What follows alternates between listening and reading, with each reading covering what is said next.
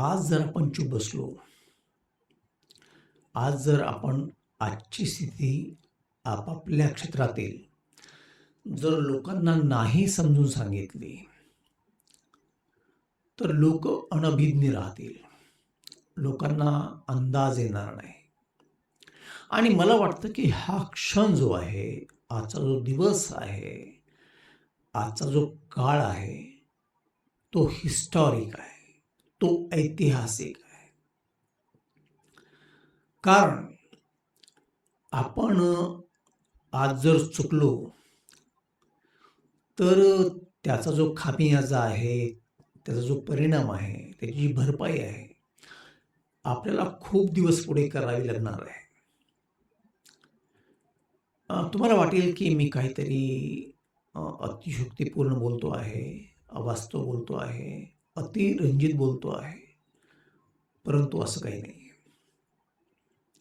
आपला देश जो आहे तो एका विशिष्ट परिस्थितीतून जात आहे आणि आपण जर ती परिस्थिती समजली नाही, तिचं जर पुरेसं आकलन केलं नाही आणि आकलन करू शकणाऱ्या लोकांनी ती जर स्थिती लोकमानसापर्यंत पोहोचविली नाही, सरकारपर्यंत जर पोहोचली नाही, तर तिचा परिणाम आपण सर्व एक देश म्हणून खूप कालावधीपर्यंत, खूप काळापर्यंत आपण भोगू.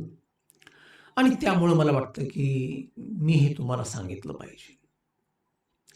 आपण जर आज पाहिलं, अगदी सर्वसामान्य माणसाच्या भूमिकेतून, एक्सपर्टच्या भूमिकेतून नाही, तर आपली जी आजची स्थिती आहे, म्हणजे ती आपल्या देशाची अर्थव्यवस्था असो, आपलं परराष्ट्रीय धोरण असो, आणि मुख्यत्वे म्हणजे आपलं शैक्षणिक धोरण असो, बऱ्याच वेळा अगदी गणमान्य विचारवंतांना सुद्धा आपल्या देशाची अर्थव्यवस्था, आपल्या देशाची म्हणजे काही आपलं परकीय देशांशी, परराष्ट्रांशी धोरण आहे, ते लक्षात येतं. परंतु जी काही शैक्षणिक स्थिती आहे, ती मात्र लक्षात येत नाही. आणि सर्वात महत्त्वाची जी गोष्ट असते ती म्हणजे आपली शैक्षणिक स्थिती, आपलं शैक्षणिक धोरण. कारण यामधूनच पुढचा भारत, पुढचा देश तयार होत असतो. आणि यामुळं ती समजून घेणं ते अधिक गरजेचं असतं. म्हणजे त्याचं कुणाला महत्त्व वाटत नाही ही एक गोष्ट, आणि त्यातच भविष्याची रहस्य दडलेली असतात, नव्हे भविष्यच दडलेलं असतं, म्हणून ते अधिक महत्त्वाचं. आज जर आपण विचार केला तर आपली आर्थिक स्थिती जी आहे ती अतिशय दयनीय आहे आणि त्याला दुसरं कुठलं प्रमाण देण्याची गरज नाही. आपले पंतप्रधान माननीय आदरणीय श्री नरेंद्र मोदी यांनी स्वतःहून मीडियासमोर सांगितलेलं आहे की आपली आर्थिक स्थिती गंभीर आहे, त्यामुळे पेट्रोल डिझेल वगैरे जपून वापरा, सोनं खरेदी करू नका, परदेशवारी करू नका आणि बचत करा. आता मी पुन्हा काय सांगावं, आपलं परराष्ट्रीय जो धोरण आहे, आपली जी काही फॉरेन पॉलिसी आहे, ती तर अगदी अनावरत झालेली आहे, नंगी झालेली आहे, भोंगळी झालेली आहे. म्हणजे अमेरिका, इराण, इस्रायल यांच्या वॉरच्या, युद्धाच्या अगदी 1-1.5 दिवस अगोदर आपले पंतप्रधान इस्रायलमध्ये जातात काय, आणि India is motherland and Israel is our fatherland, असं काहीच बालिश वक्तव्य करतात काय, याची लाज वाटावी अशी स्थिती आहे. तर मी काही फार काही बोलणार नाही या संदर्भामध्ये. हे सगळं काही म्हणजे ओपन आहे, सर्व आपण पाहू शकता. तरीही मला वाटतं की आपल्या समाजातून फार काही प्रतिक्रिया येत नाही. ही फार नवलाची गोष्ट आहे. कारण काही दशकापूर्वी काही जर घडत असेल, घडायचं, तेव्हा चर्चा व्हायची, कमीत कमी सुशिक्षित लोकांमध्ये चर्चा व्हायची, शिक्षक प्राध्यापकामध्ये चर्चा व्हायची. आज मात्र असं काहीच दिसत नाही. याला कारण काय असावीत बरं? कारण आपण समजू शकता. एका अर्थानं आपण अंध झालेलो आहोत. आपण वेगवेगळ्या जातींचे असो, आपण वेगवेगळ्या धर्मांची असोत, परंतु या सगळ्यामुळे जाती आणि धर्मामुळे मला वाटतं की आपण अंध झालेलो आहोत. आणि आपण जर खरोखरच विचार केला तर जात आणि धर्म हे किती वेगळी आहेत हे आपल्या लक्षात यावं. परंतु एकाच व्हिडिओमध्ये हे फार काही समजून सांगण्यासारखं नाही किंवा त्यावर भाष्य करण्यासारखं नाही. त्यामुळे मी इथेच थांबतो. सुज्ञांनी काय ते समजावं. आणि आज मात्र भारतीय जनता कुठल्याच प्रश्नाकडे गांभीर्यानं पाहत नाही. कारण कोणीतरी कोणत्या तरी धर्माचा आहे, कोणत्या तरी जातीचा आहे आणि त्याचं आपलं असं काही मत नाही. त्याच्या जातीचं जे मत ते त्याचं मत, त्याच्या धर्माचं जे मत ते त्याचं मत. परंतु आपल्याला इतिहास हा काळ जो आहे तो माफ करणार आहे काय? माफ करणार नाही हे सगळ्यांनी समजून घ्या.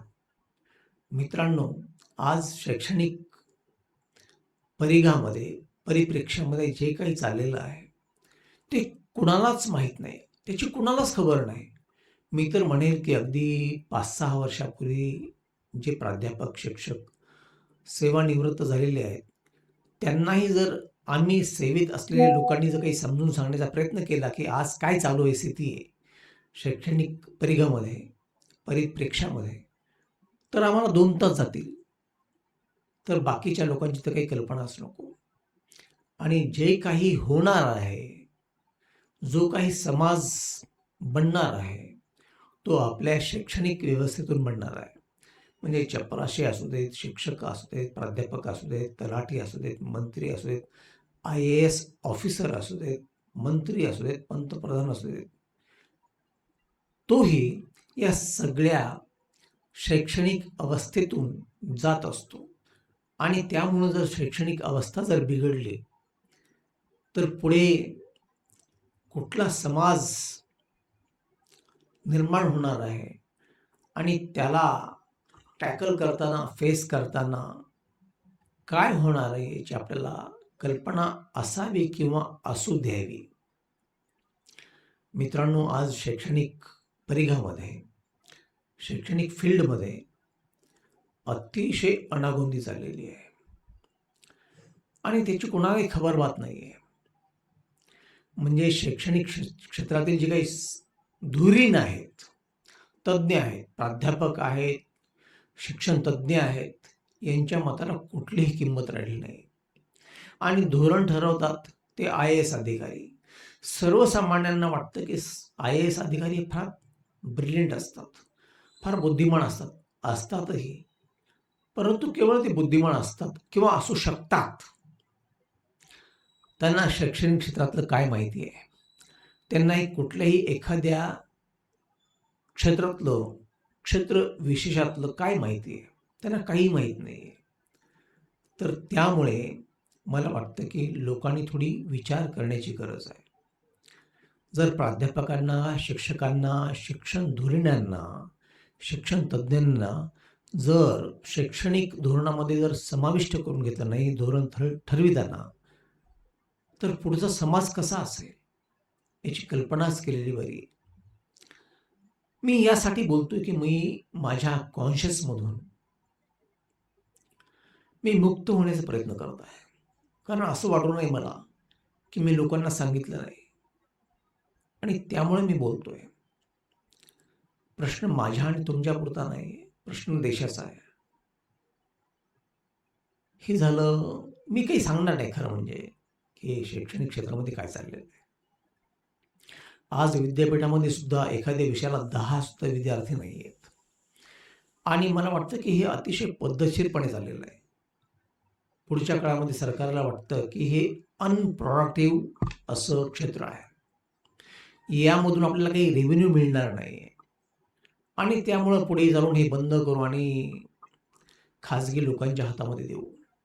परंतु खाजगी लोकांच्या हातामध्ये जर हे क्षेत्र गेलं तर पुढे काय होणार आहे हे भारतासारख्या गरीब आणि अतिशय डायव्हर्सिटी असलेल्या, वैविध्य असलेल्या जात, धर्म, पंथ, वेशभूषा, खानपान अशा देशामध्ये हे अतिशय वाईट जाणार आहे.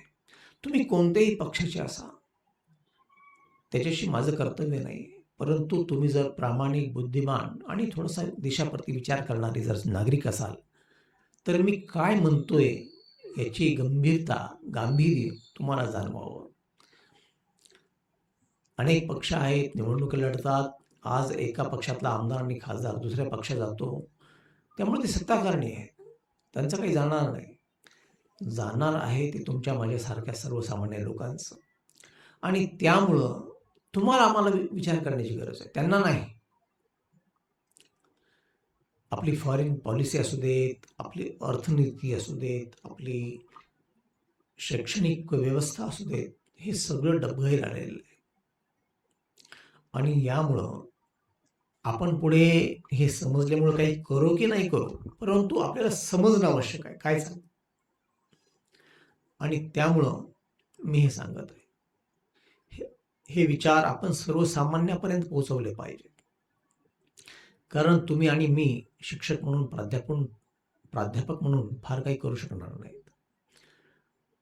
लोकांना कळालं पाहिजे काय चाललंय ते, आणि लोक जागी झाली पाहिजेत, आणि त्यातून ते जे काही करतील ते करतील. त्यामुळे मला वाटतं की आपल्यासारख्या, तुमच्या माझ्यासारख्या शैक्षणिक क्षेत्रामध्ये काम करणाऱ्या लोकांनी सजग असलं पाहिजे. जी काही स्थिती आहे ती समाज मंडळाला सांगितली पाहिजे, आणि नंतर आपण काय जे काही प्राप्तन आहे आपल्या देशाचं म्हणून, आपलं म्हणून आपण ते भोगूच. परंतु हे केलं पाहिजे. तुम्हाला हे चिंतन माझं कसं वाटलं ते तुम्ही मला कमेंट करून सांगा. व्हिडिओ आवडल्यास लाईक करा, शेअर करा, आणि अशा प्रकारचं चिंतन मी नेहमीच आणत असतो. त्यामुळे चॅनलला सबस्क्राईब करा. माझा उद्देश आहे